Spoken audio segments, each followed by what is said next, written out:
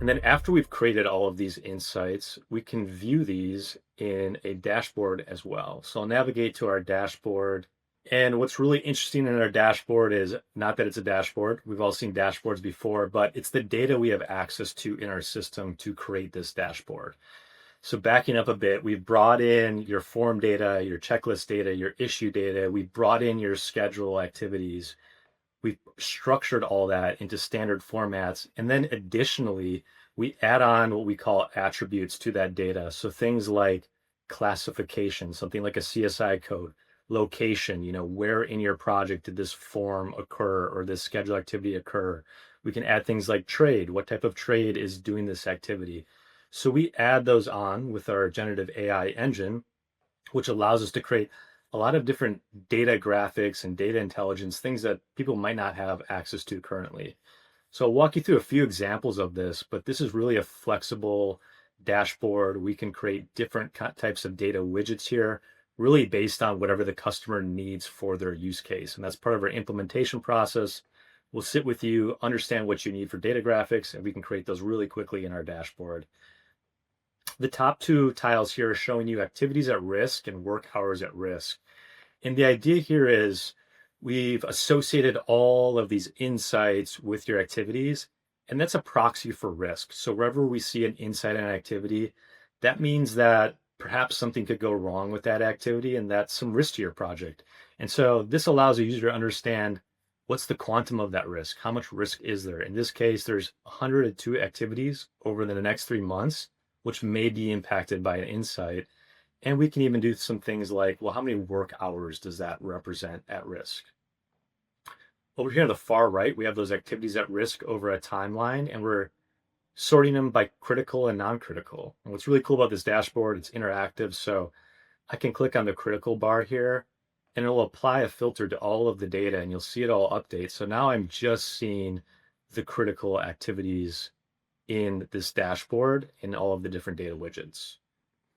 And I can remove that filter really easily. Just click X right there. Down here, I'm showing a graph of planned start versus remaining float for activities. So what's interesting here is if I'm trying to focus my efforts, what activities should I focus on? Which have the most risk?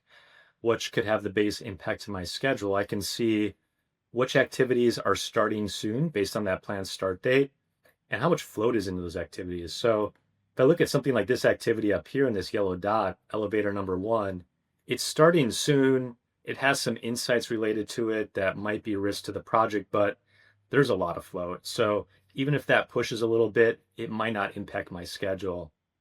I contrast that with this gray dot down here, electrical rough-ins. This has negative float. So this is already behind schedule. Now we have insights associated with it. So that's very likely that there's a lot of risk associated with that activity. So if I'm trying to figure out where to focus my efforts, I'm probably going to focus down here and not up here. We can create different tabs in this dashboard. We can even create persona views, like for a project manager or for a project executive. I'll click over to this other view for our lesson learned view. And this is showing how many forms fed into all of our lessons learned, the count of lessons learned in this project. And then this chart here, I think is really interesting. We can see the breakdown of lessons learned by CSI division. So I can see most of my lessons learned are in MEP. So if I'm trying to decide, hey, where should I allocate my labor to help reduce risk to my project? Well, MEP is probably a good place to look, as that's where most of my lessons learned are occurring. Then we can create heat maps. This is a heat map here, which is showing CSI division versus issue type.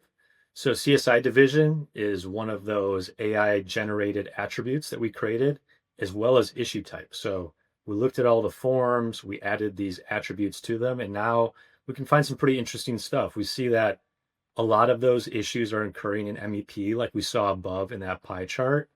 And we're also seeing that the types of issues are primarily leaks and equipment malfunctions.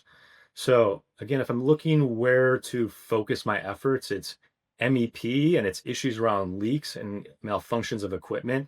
That's where I can get the most bang for my buck if I'm trying to decide where to spend my time on resolving some of these risks to my project.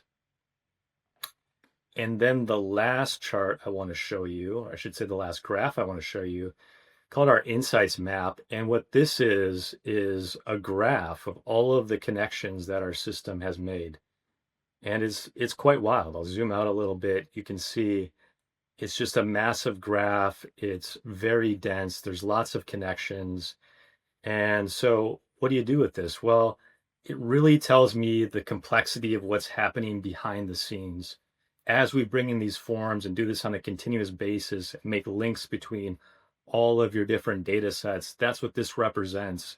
And it shows how difficult it would be to do this with just a human. You really need AI tools to do this sort of thing because this graph is immense, it's very complex, and it's constantly changing. Projects are always changing, and so this graph will always be updating as we bring more data into the system and as the schedule changes.